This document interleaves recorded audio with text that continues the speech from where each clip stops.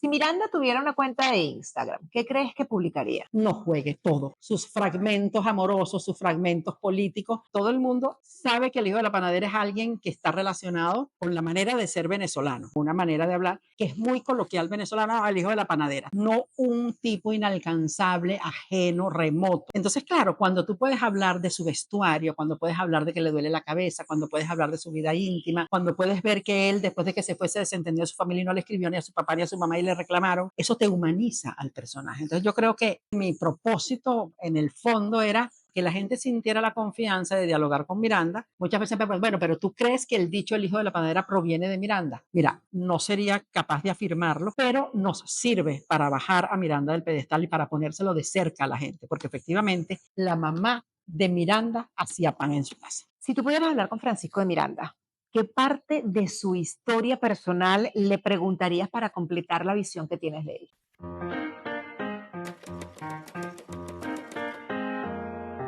Con el oído en la letra, con Aymara Lorenzo. Rafael Molina, no, Rafael Miércoles, no sé qué vaina, Guinán. Me encontré con él tiene un personaje que se llama La Chicharrita y me encontré con un recetario que tiene la torta bejarana, que me acordé de ti porque estábamos hablando ese día de la torta bejarana. Pero, y tiene la receta. La receta, lo tengo en digital, te lo voy a mandar. Esa torta es horrible. A mí no me gusta. Ay, a mí me encanta Esa torta con maíz cariaco y con plátano y con... Pero yo no sé, yo la he comido, pero no se le siente el sabor a maíz. Claro, porque es harina de maíz cariaco, pero a mí no me, bueno, no sé, me parece Ah, demasiado popular. sí. Bueno, no sé, yo la comía porque una amiga la hacía, quedaba deliciosa. Está bien.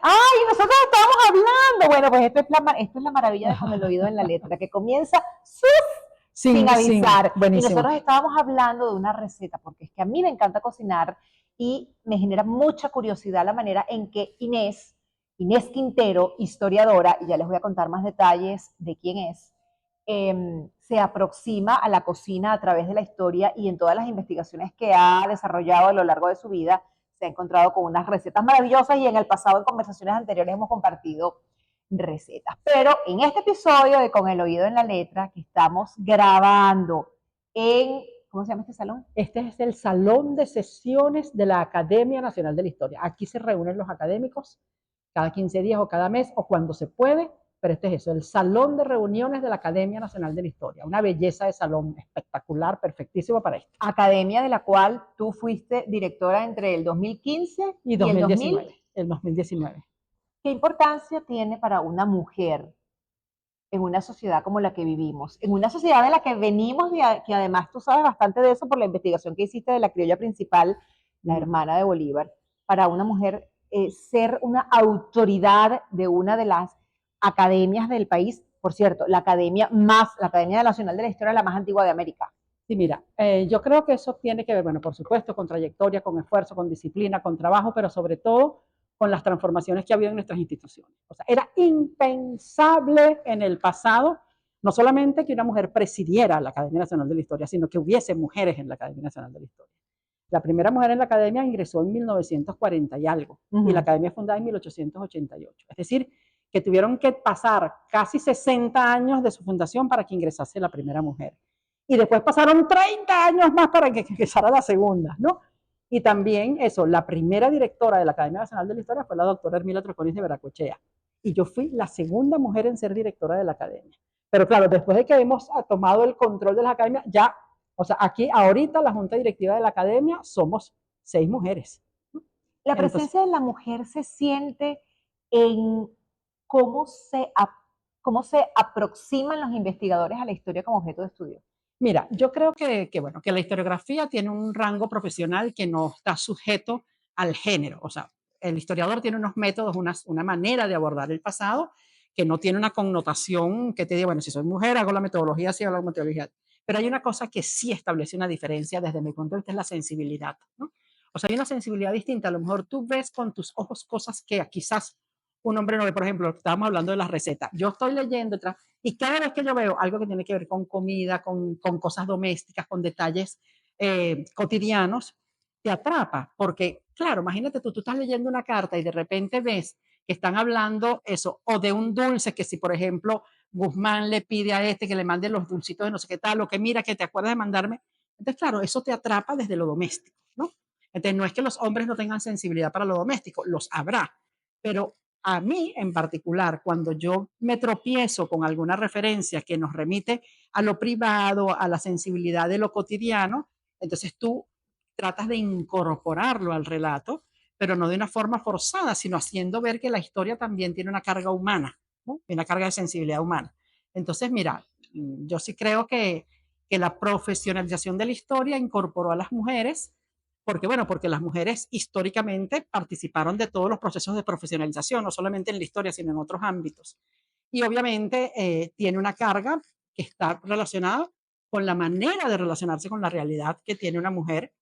Y bueno, y sensibilidades distintas, pero no creo que esté directamente relacionada ni con el método ni con el oficio propiamente, ¿no? La estás oyendo hablar. Ella es Inés Quintero, es doctora en historia, como ya te habrás podido dar cuenta, fue directora de la Academia Nacional de la Historia y con esta sensibilidad que la estás escuchando hablar, llegó al Hijo de la Panadera, una publicación de Artesa Editorial.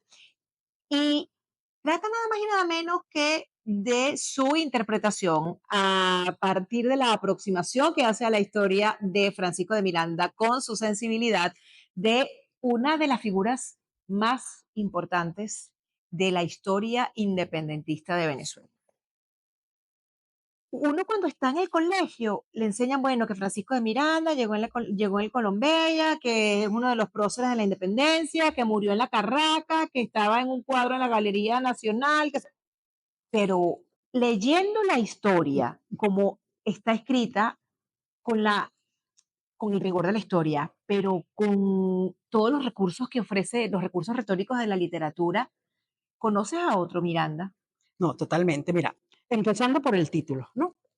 ¿Qué pasa? Por ahí quiero comenzar. Sí.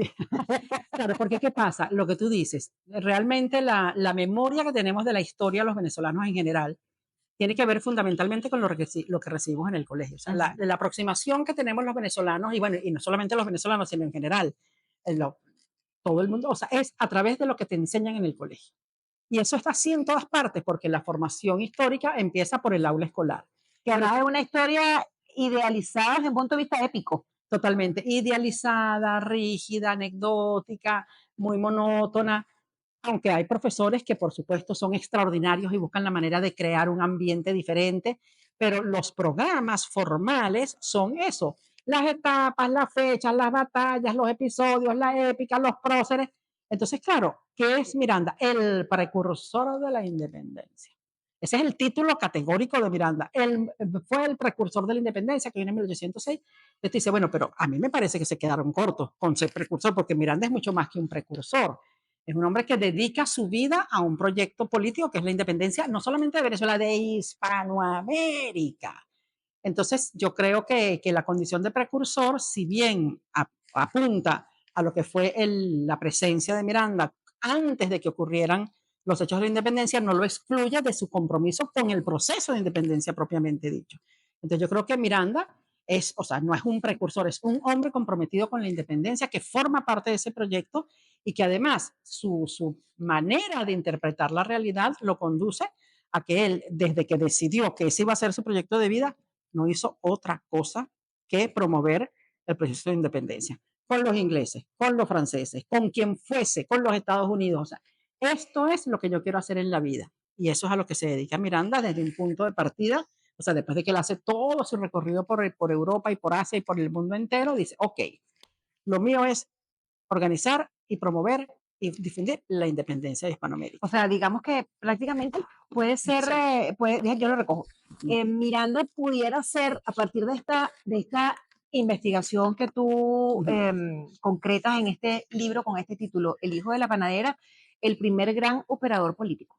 Absolutamente, es un operador político de nivel global, porque no, claro, más que un precursor es un promotor, o sea, un gran promotor, defensor, pero además la piensa, la programa, escribe constituciones, además se reúne nada más y nada menos, él va con el primer ministro de Inglaterra, o sea, para explicarle por qué Inglaterra tiene que ayudar a la independencia de América, pero no solamente con se reúne con los padres fundadores de los Estados Unidos para decirle, va cuando está la Revolución Francesa a Francia, si le mira y usted por qué no ayuda a la independencia. O sea, es un convencido de que ese es el proyecto, no solamente su proyecto de vida, sino su propósito. Inés, escuchándote hablar, recuerdo que cuando lo leía, me vino a la cabeza esta frase tan popular de que el mundo es de los vivos. O sea, Miranda es el mejor ejemplo de que el mundo en esa época era de los vivos. Sí, no, bueno, Por la viveza en cómo salió de Venezuela, y no vamos a contar cómo para que la gente vaya a buscar el libro del hijo de la panadera. Cómo salió de Venezuela, cómo se fue colando en los círculos de la recién, en los círculos de Nueva Inglaterra, cómo se coló en los círculos europeos, cómo se coló en los círculos de la Europa Oriental y de las cortes. Sí. Mira, yo creo que, bueno, de los vivos y de la capacidad de labio y de cotorra y de tener claras las ideas también en la cabeza, porque tú puedes ser muy vivo y no tienes nada en el coco y no tienes manera de generar, o sea, interés. Yo creo que Miranda, efectivamente, él sale de Venezuela, está en España va a ser un funcionario, o sea, un oficial del ejército español y después va a estar en los Estados Unidos y además sorprendente, cuando tú dices los vivos, o sea, él es el tipo que tenía que ser súper entrador, simpaticísimo, entrador. Además, hablaba inglés, hablaba francés. Y se formó, y no se formó aquí todo eso, se formó cuando después que se fue y empezó a estudiar. Claro, bueno, él sí se va de aquí con los lineamientos básicos de francés, con los lineamientos básicos de latín, de griego, pero eso, y también algunos lineamientos de inglés, pero él se va, o sea, a medida que va desarrollando su proyecto, eso va teniendo cada vez mayores herramientas, mayores recursos para esto, para poder entrar en los escenarios, o sea, propios de lo que se necesitaba para actuar. Mira, esto cuando tú dices del vivo, cuando él llega a España, que viene de Venezuela, lo primero que hace es comprarse unos atuendos, una buena ropa, porque él no puede andar por ahí todo percudido, porque tú, mal vestido, no puedes caerle las cortas. Absolutamente. Entonces, La primera imagen dice mucho total. de una persona. Ha mencionado una palabra clave, que es la palabra proyecto. Tú has hecho de la historia tu proyecto de vida. Y tanto es así que no es el único libro que tienes en tu haber. Tienes, bueno, El hijo de la panadera, La criolla principal, El fabricante de peinetas, por solo mencionar algunos. ¿Cómo es ese proceso en el que eso que es tu proyecto de vida, la historia, la investigación, se vuelve un libro que va a resultar atractivo para cualquiera, para quien la historia no tenga interés? Sí, mira, cuando tú te conectas con, bueno, tú dices una cosa que verdad, Aymara, es crucial. O sea, para mí no solamente es un proyecto de vida, para mí la historia es mi pasión.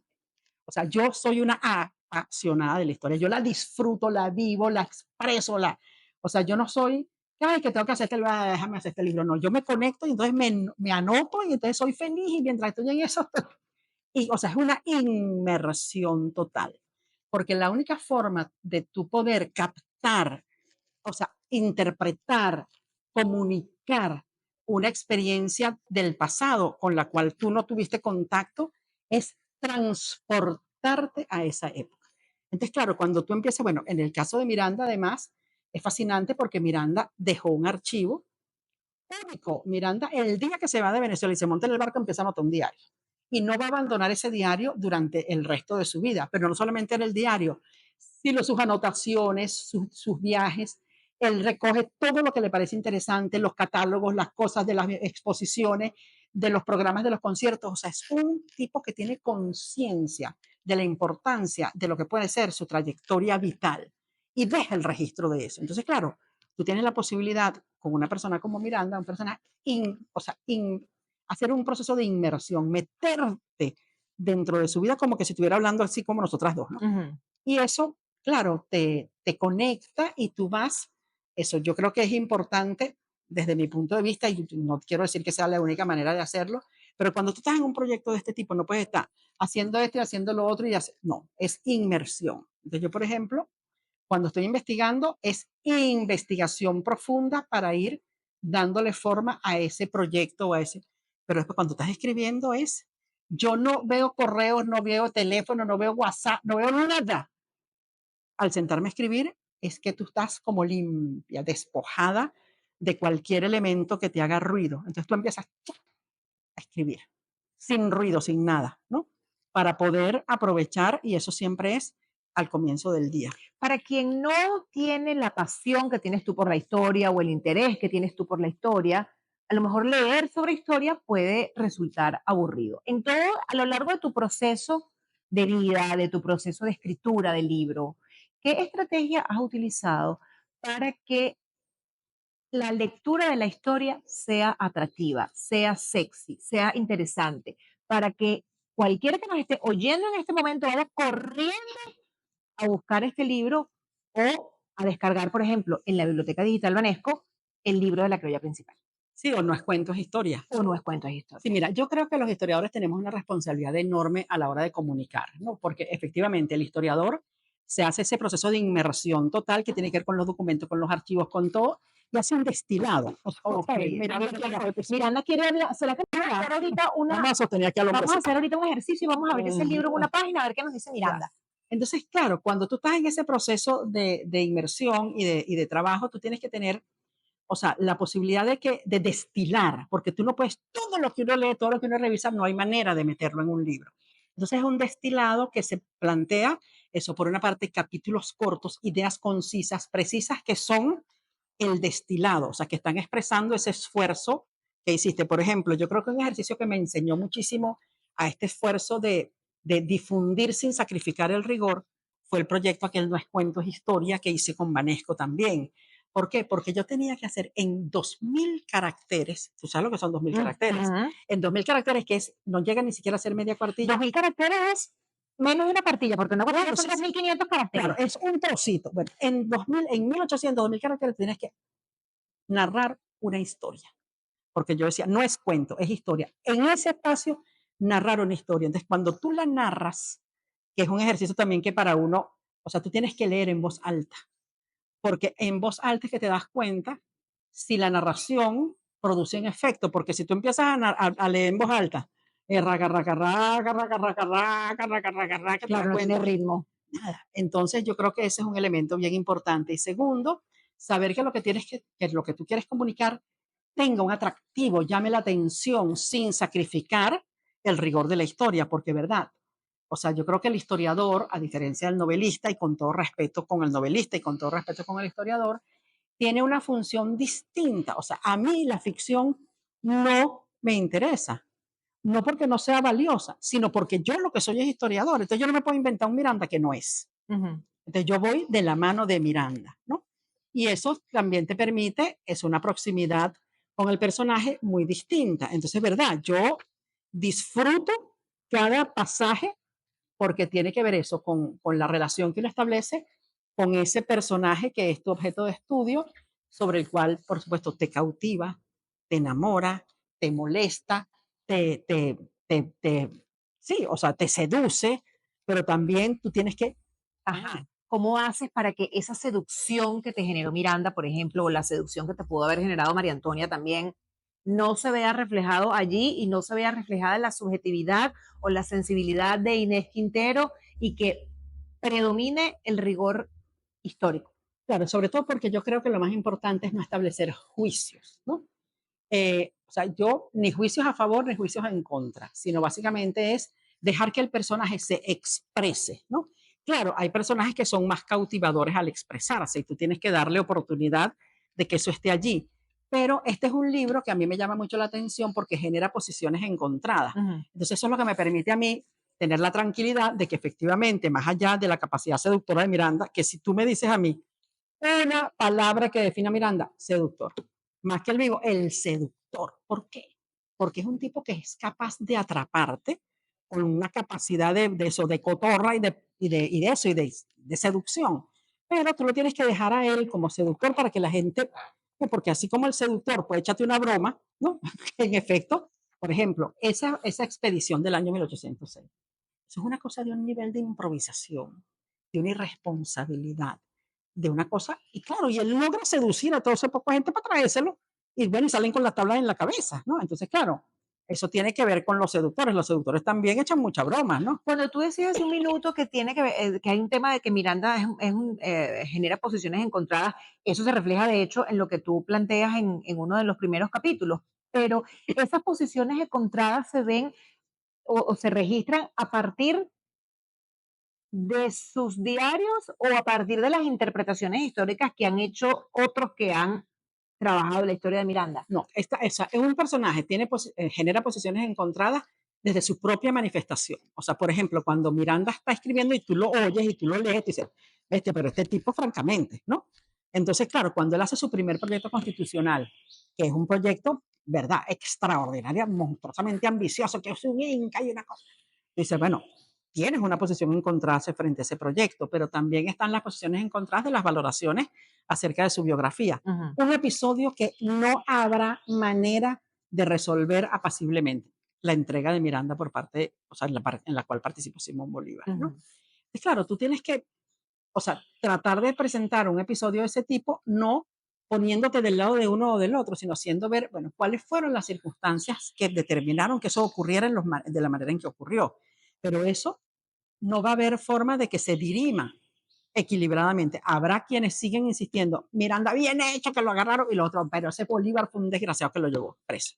Entonces, claro, yo creo que los personajes históricos que generan fascinación y que tienen impronta y que generan impacto, inevitablemente son polémicos. O sea, porque un personaje que no anda haciendo ruido, ni rubieras, ni haciendo, no genera polémica. O sea, fíjate tú, o sea, Simón Bolívar. Simón Bolívar es un personaje que genera profundas diferencias en las interpretaciones. La propia María Antonia Bolívar, ¿no? Pero no solamente Miranda, María Antonia, también José Antonio Páez, hablando de los personajes del siglo XIX, para no meternos en Honduras con los personajes del siglo XX. Pero eso, un personaje que genera impacto en su realidad, genera al mismo tiempo visiones encontradas sobre su impacto sobre la realidad. ¿Cuál es la valoración que para un historiador tiene un diario en la construcción de la historia de un personaje como Bolívar? Mira, como Miranda. Perdón, como Miranda, que me quedé pegada a Bolívar. Claro, no, crucial, sobre todo porque muy pocas veces tienes tú la oportunidad de construir un relato sobre el testimonio directo de quien está interesado. Entonces tienes que estar mosca, ¿no? Porque claro, cuando tú estás escribiendo sobre ti mismo, tú andas, bueno, o sea, estás barriendo a tu favor, ¿no? Entonces, claro, todo lo que, o sea, Miranda también narra mucho, no tanto la justificación, porque es un diario del día a día, ¿no? Entonces tú sabes en qué anda, qué está haciendo, pero sobre todo lo privado, lo personal, que le gusta, ¿no? Que le da frío, le duele la cabeza, sus dolencias, pero también su vida privada, privadísima, privadísima, íntima, ¿no? Y una cosa, hablando de la comida, que a mí me llamó mucho la atención, Miranda no es un gourmet. O sea, no es un tipo que le llame la atención particularmente lo que come, porque no lo describe. No lo describe, sí. Entonces, claro, tú ves que estuve en un banquete no sé cuántos cubiertos. Las únicas dos cosas que Miranda menciona que le llamaron la atención, que tendrían que haber sido fabulosas, los arenques y los helados napolitanos. Entonces, bueno, Como si tiene el detalle en su vida sexual o en sus contactos íntimos con las diversas mujeres a las cuales tú haces allí sí echa referencia. cuenta, y mira, y por aquí entonces, y esto, detalles que no vamos a decir aquí. Yo en mi vida había escuchado esa palabra chapar. Sí, no, eso, él utiliza un verbo muy particular, me la chapé. Pero tiene que ver eso, cuando tú estás, eso que tú decías, cuando estás en contacto con un diario, eso, tienes una relación con el personaje. Aspecto íntimo, sexual. Claro, entonces fíjate, cuando una persona tiene un diario, eso se expresa de una manera, pero hay otra cosa que a mí me parece importante en el caso de Miranda, porque le da la condición histórica del personaje, es que él tiene conciencia de lo que representa eso que está escribiendo. Y va a tener conciencia el día que Miranda resuelve venirse a Venezuela, que es en 1810, ya después del 19 de abril de 1810, que él dice, yo me voy para Venezuela. ¿Y qué piensa Miranda? ¿Cuál es el equipaje de Miranda? Su archivo, su diario, sus papeles, Sus libros. Bueno, no sus libros porque la Bueno, biblioteca era claro. imposible de trasladar, pero su diario, sus papeles, su archivo, que eran 62 tomos, 63 tomos de documentos. Entonces, claro, él tiene conciencia de que ese material es importante. Y no solamente tiene conciencia de eso, sino que se lo trae para que quede en Venezuela, porque Venezuela es su país de origen. Entonces, eso te dice una cosa que no todos los personajes históricos tienen noción, que es tener conciencia de su significación histórica. Bolívar la tuvo, ¿no? Páez la tuvo. Páez escribe una autobiografía, ¿no? Y así como ellos, hay muchos otros personajes que no se ocuparon, o sea, que dejaron eso y no dejaron testimonio de su propia existencia. Yo creo que en el caso de Miranda es importante porque efectivamente él se preocupó por dejar memoria de su de lo que él hizo y lo que le importó hacer en la vida. El título, hacías una mención al tema del título al inicio de esta conversación y en lo personal creo que es un título súper atractivo. ¿Cómo volver la historia atractiva a partir de la titulación? Totalmente. Yo, por ejemplo, cuando se hizo este libro la primera vez, porque este libro tiene varias ediciones, ¿no?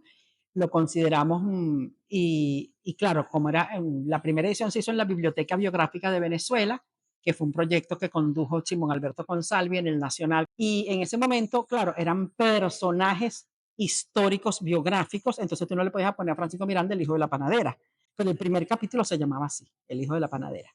Porque es una cosa, ¿verdad? Que es bajar del pedestal al personaje, o sea, ponerlo al ras de la tierra y en una categoría o una manera de hablar que es muy coloquial venezolana, el hijo de la panadera. Todo el mundo, en alguna medida, mal que bien, sabe que el hijo de la panadera es alguien que está relacionado con, bueno, con la manera de ser venezolano, ¿no? Entonces, muchas veces, bueno, pero tú crees que el dicho el hijo de la panadera proviene de Miranda.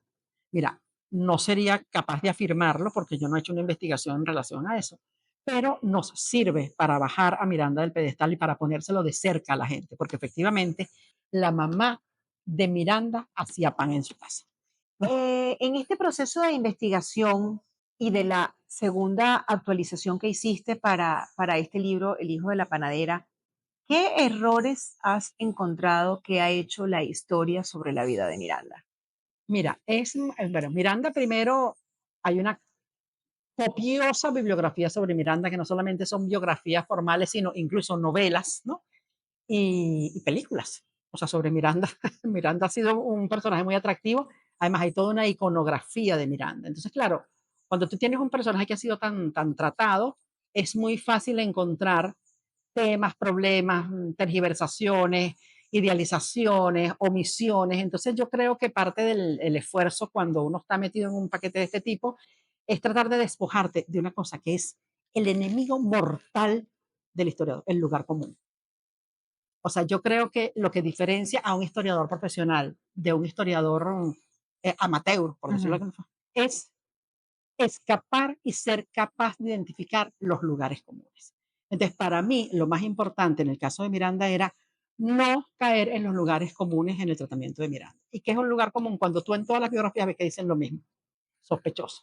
No puede ser que varias biografías repitan exactamente lo mismo sobre el mismo personaje, porque eso lo que te está diciendo es que tú estás llevando, o sea, siguiendo la corriente de lo que se ha dicho. Entonces, parte del tema es ver de qué manera tú estableces una distancia respecto a lo que se ha dicho para poder hacer una visión original del personaje. Entonces sí creo que en el caso de Miranda ha habido mucho maltrato, ha habido también mucha tergiversación, ha habido también muchas idealizaciones, o sea, todo lo que... ¿Maltrato de qué tipo? Mira, sobre todo el bolivarianismo extremo, o sea, condenó a Miranda por haber participado, porque para justificar la participación de Bolívar en el aprisionamiento de Miranda. Entonces, oye, ha tenido juicios de condena, de calificación, ¿no? Que terminan siendo, o sea, un maltrato porque es una manera de juzgar al personaje. Y no solamente eso, en esta serie que hubo, que se transmitió en Netflix, Ujú. o sea, cuando aparece Miranda, aparece, o sea, esa es una serie que parece hecha por, o sea, con un casting donde ahí no hay nadie feo, el único fue Miranda, Ujú. que era un señor ahí como tocha y todo. Sí, regordete. Sí, entonces, y Miranda era un galán. Bueno, aquí está. Esta es una imagen que hecha a partir de que Miranda posó. O sea, esto es el retrato más fidedigno de lo que puede ser el rostro de Miranda. Entonces, yo creo que hay que ser muy respetuoso con la manera de presentar los personajes, sobre todo para no caer en juicios de valor y sobre todo en no entender las motivaciones del personaje en su momento histórico. Entonces, creo que eso es básicamente lo que me permitió, o bueno, o por lo menos el esfuerzo en el cual traté de mantenerme para no caer en la tentación ni de idealizarlo ni de condenarlo, sino bueno, que él estuviese allí. ¿Hubo también esfuerzo de tu parte para determinar qué anécdotas de la vida te iban a servir para enganchar al lector y que esta historia del hijo de la panadera fuera una historia sexy?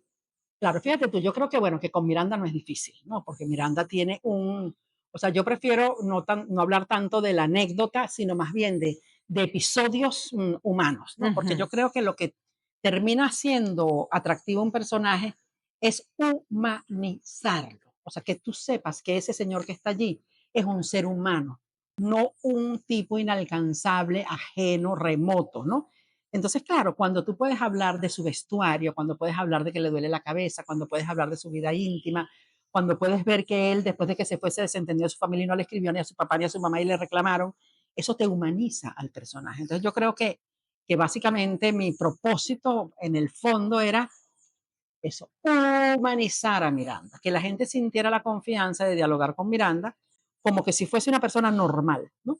Y no eso, un hombre bueno, que tiene el nombre de una avenida. ¿No? Entonces, El haber detallado con el nivel de minuciosidad que lo hiciste, el diario de Miranda, ¿te permitió descubrir o documentar qué tipo de lector era Miranda? no, pero fascinante, ¿verdad? Mira, no habíamos hablado de eso. O sea, la relación de Miranda con los libros es extraordinaria. Es un lector voraz, pero un lector voraz de todo. Lee geografía, lee historia, lee filosofía, lee astronomía, lee enciclopedia. O sea, él tiene, o sea, en su preocupación y en su esfuerzo de comprensión de la realidad en la cual vive, no escatima esfuerzos para mantenerse informado. Él va para Dinamarca y se mete un puñal de Dinamarca para saber qué se come en Dinamarca, qué se dice en Dinamarca, cuál es la geografía de Dinamarca, cuál es la historia de Dinamarca, y así para cualquier parte que va. Bueno, la biblioteca de Miranda es una biblioteca, o fue una biblioteca extraordinaria, única, tan hecho que cuando Andrés Bello va para allá no puede creer que hay una biblioteca como la de Miranda. Y bueno, y Miranda se endeudaba, o sea, no había cachea, pero él se endeudaba a comprar libros, hacía listas, hacía inventario, tenía, ¿verdad? Una preocupación obsesiva por los libros. Y de hecho, al final, lo único que deja Miranda, lo único, su único patrimonio son los libros. O sea, no tiene otro. Y al final esa biblioteca dramáticamente es rematada para pagar las deudas y termina como quien dice en el puente de la Avenida de Fuerzas Armadas. O sea, una tragedia, ¿no? Pero, ¿verdad? Y hay un trabajo extraordinario que hicieron Pedro Graces y Manuel Pérez Vila, donde está, perdón, y Arturo Uslar Pietri, donde está la biblioteca de Miranda, porque él se encargó además de hacer el inventario. Entonces, Miranda él merecería, ¿verdad?, una medalla de gran lector, porque era un lector voraz, ávido, y además en todo, o sea, había libros en alemán, libros en francés, libros en inglés, libros en latín, impresionante, ¿verdad? Un ¿Tú, personaje fascinante. tú crees que la vida personal, la vida íntima de un hombre como Miranda es un filón para volver atractivo para volver atractiva su historia y para que la gente quiera leerla? Mira, yo creo que la historia, independientemente de que los personajes sean o no sean atractivos, yo soy una frenética, pero a mí sí me parece que el caso de Miranda, sobre todo porque, bueno, lo que siempre dicen, bueno, que estuvo en las tres revoluciones, que estuvo en esto, no es simplemente eso, sino, bueno, un hombre que tuvo un proyecto de vida, que se comprometió con ese proyecto, que le entregó su vida a eso y que además dejó testimonio y que por supuesto puede ser eso, muy atractivo porque además de que el tipo era un galán, ¿no? Ujú. Entonces, y tuvo eso, conciencia de su condición de galán y bueno, y dejó un testimonio, o sea, completísimo de lo que fue bueno, la pasión por la política y por su tiempo histórico. Entonces yo creo que sí. Quiero volver al tema del título. En el ámbito de la academia, ¿has encontrado resistencia por los títulos sexys? Como por ejemplo El hijo de la panadera o El fabricante de peinetas Claro, o La criolla principal. claro, bueno, fíjate tú, eso es un tema, ¿verdad? Que yo creo que, bueno, que depende también del formato. Hay libros donde inevitablemente el formato del libro exige un título que esté acorde con su contenido, ¿no? O sea, y hay otros libros que su por formato, estos son libros que pretenden llegar al público. Entonces, tú lo Ujú. puedes aproximación sucinta a la vida y el proyecto político Miranda. Entonces, bueno, o sea, yo no lo leería eso. Entonces, claro, para mí es muy importante no solamente es un título de impacto, sino también una carátula llamativa. Entonces, eso, la criolla principal. No es cuento, es historia. No, el hijo de la panadera, el último marqués. O sea que ya de entrada el título te convoques, ¿no? Y bueno, entonces tampoco puede ser que el título te convoque y después el relleno de la empanada no funciona. Entonces, claro, tienen que ser las dos cosas. Que haya una armonía entre el título y el contenido, ¿no? Para que sea una relación armónica entre las dos cosas, ¿no? Voy a hacer ahora un par de preguntas que corresponden a una de las fases de esta conversación que a mí más me gustan y más me divierten. Muy bien. Si tú pudieras hablar con Francisco de Miranda, ¿qué parte de su historia personal le preguntarías para completar la visión que tienes de él? No, yo le diría, mijito, échame los cuentos de lo que comiste, de los grandes banquetes, qué era lo que te gustaba, cómo lo apreciabas, los vinos, o sea, ¿verdad? Esa parte lúdica de la cosa gastronómica que él nos priva en sus diarios, a lo mejor porque me dice, bueno, porque no me interesa, pero en cualquier caso sí me gustaría tener mayor conocimiento de esos grandes banquetes, de qué preparaba él en su casa, se preparaba caraotas, ¿no? O sea, qué se comía en su casa, o sea, ¿verdad? Quisiera tener mayor información de sus gustos gastronómicos, de su culinaria, de las cosas que le llamaba la atención, si comía arepa, si le gustaba el casabe, si comía mondongo, o sea, esas cosas me gustaría saberlas. ¿Quién sería para ti, qué personaje de la historia sería para ti tu mejor compañero de viaje? Mira, yo creo que a mí me hubiese gustado viajar con Humboldt. ¿Por qué? Bueno, porque viajar con Alejandro de Humboldt, primero que sabía de todo, que sabía geografía, que sabía esto, pero además que era un curioso, que le interesaba el paisaje, que no se agotaba, y además, bueno, no sé, como atractivo, aunque yo no soy muy de excursiones, ¿no? Pero creo que Humboldt hubiese sido un gran compañero de viaje. Si pudieras invitar a tres personajes históricos venezolanos a una cena, ¿a quiénes elegirías y por qué? Mira, buscaría hacer una cena controversial. O sea, agarraría a Páez, Manuel Pérez y Simón Bolívar para que se entendiera. O sea, vamos a ver qué es lo que pasa, cuál es la culebra, ¿no? Páez, o sea, José Antonio Páez, Simón Bolívar y Manuel Piar.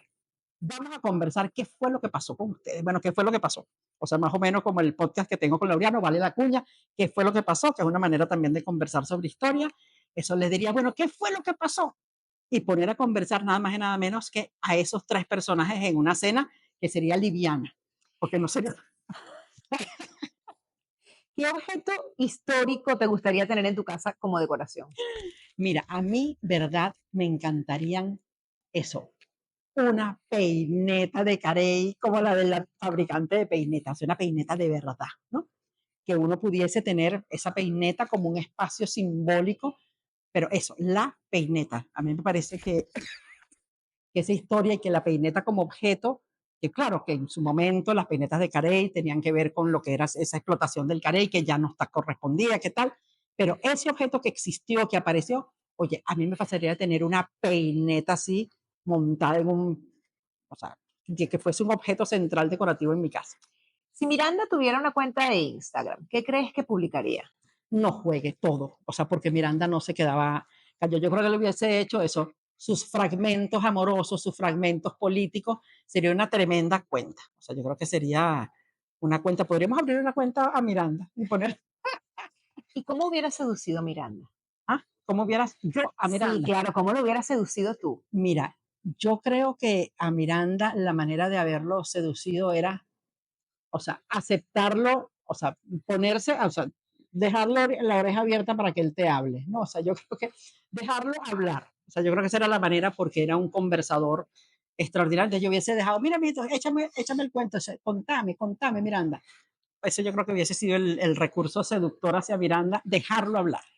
¿Y cómo crees tú que te hubiera seducido él a ti? ¿O cómo hubieras esperado que te sedujera No, él a ti? bueno, con un solo parpadeo, con unos ojitos, ojitos no, ¿verdad? Yo creo que eso, que Miranda era un tipo que tenía una facilidad de palabra muy grande, pero yo creo eso, que Miranda, el seductor, hubiese sido a través de la historia, o sea, con los libros de historia. Él era un gran lector de historia, se ponía a hablarme de historia y ¡guau! Lista. Por cierto, si quieren leer libros de historia, vayan corriendo al sitio web de la Biblioteca Digital Banesco, porque entre las 8 colecciones que tiene, hay grandes temas que tienen que ver con la historia de Venezuela. Entre ellos, la criolla principal de Inés Quintero y No es cuento, es historia, también de Inés Quintero. Y primicia, va a venir el fabricante de peinetas, que va a salir este año también en la biblioteca digital. Por eso es que yo estoy ahorita con la fascinación de las peinetas. Inés, un gusto conversar contigo y la verdad es que una delicia leer este libro. Qué bueno, Aymara, ¿verdad? Yo disfruto la historia, disfruto esta conversación. Y mira, la historia, ¿verdad? Puede ser profundamente atractiva, profundamente deliciosa, es tema de conversación, sirve para seducir, para encantar. Lean historia. Bueno, mira, vamos a no dejar a Miranda por fuera, como se cayó era porque quería hablar. Vamos a ver qué nos va a decir Miranda. En La Guaira es recibido por un grupo de ciudadanos principales que se acercaron hasta allá para acompañarlo en su viaje hacia la capital. Mira, la llegada de Miranda en 1810. Qué perfecto. Llegó Miranda a Caracas. El 14 de diciembre llega finalmente a la ciudad natal. El hecho fue recogido por la Gaceta de Caracas en su número 21 de diciembre. ¿Cómo fue esa recepción? Mira, había mucho entusiasmo por una parte y también muchas reservas por la otra. Pero claro, Miranda tenía 40 años que no venía a Venezuela. O sea, era un museo. O sea, cantidad de gente no tenía idea. Además, andaba con moñito y argollita. Eso era muy raro. Eso no era una moda muy caraqueña ni muy venezolana. Pero, por supuesto, había una enorme expectativa y efectivamente es reseñado por el periódico que era el periódico que había en Venezuela, que era la Gaceta de Caracas. Así que, ¿verdad? Hay un cuadro, además, muy bonito que está en la Fundación Bulton, donde está la recepción de Miranda en hombros cuando llega a La Guaira. O sea, que había una expectativa muy grande respecto a su llegada. Bueno, se supone que este episodio iba a terminar, pero Miranda da para seguir hablando. Así que si quieren saber más, vayan a leer el libro El hijo de la panadera de Inés Quintero. Inés, muchísimas gracias por esta conversación. No, y gracias a ti, Aymarita.